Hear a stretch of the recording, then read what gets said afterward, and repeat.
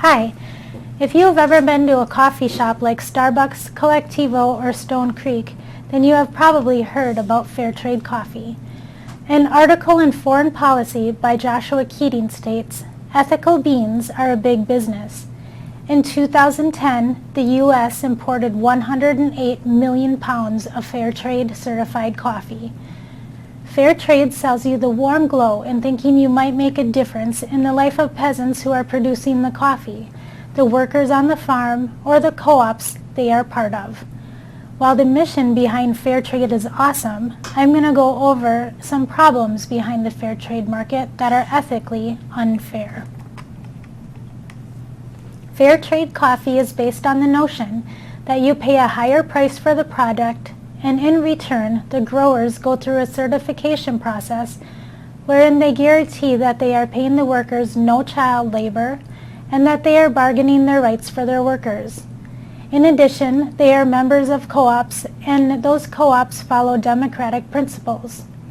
The fair trade movement began back in 1946 when a woman named Edna Ruth Byler began importing needlecrafts from low-income women in South America. The Fair Trade mission is our mission to connect disadvantaged farmers and workers and with consumers, promote fair trading conditions, and empower farmers and workers to combat poverty, strengthen their position, and take more control over their lives. So what if I told you that they don't guarantee the grower a higher price? So while you pay a higher price, the grower may or may not get a higher price.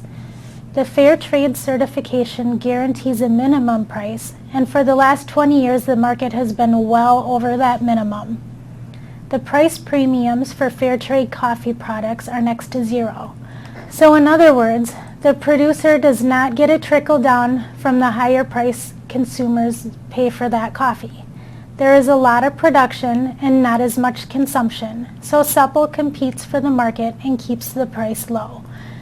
In an article in Stanford Social Innovation Review, The Future of Fair Trade, Is There One? By Patricia Chin Sweeney and Jason Spindler, states farmers felt no sense of ownership in the co-ops, and many admitted that they were members of several.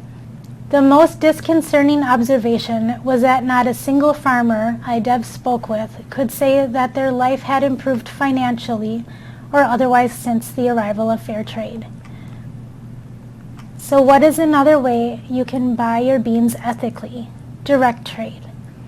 While fair trade has to go through their co-op who benefits outrageously, direct trade has a relationship with the people that are on the ground, either on the farm or in the community, buying coffee directly from them. For most roasters, you can have a direct relationship with the actual act of getting coffee from the grower. Anodyne, Stone Creek, and Collectivo are some of the direct trade coffee shops around Milwaukee. And you are probably wondering about Starbucks.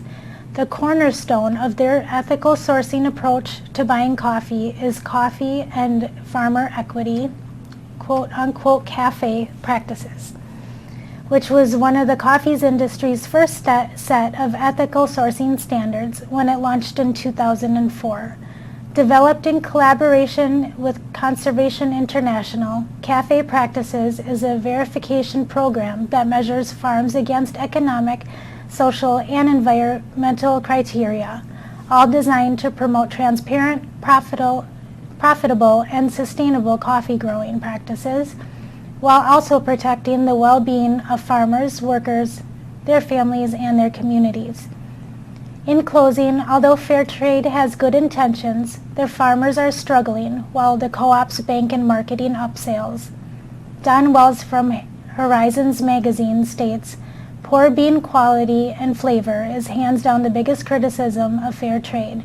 Meanwhile, direct trade has emerged as a fast-growing and highly profitable niche of the specialty coffee market." So how can you as a consumer make an educated decision on the coffee that you buy? The answer comes down to values. I personally will go direct trade. What's in your cup?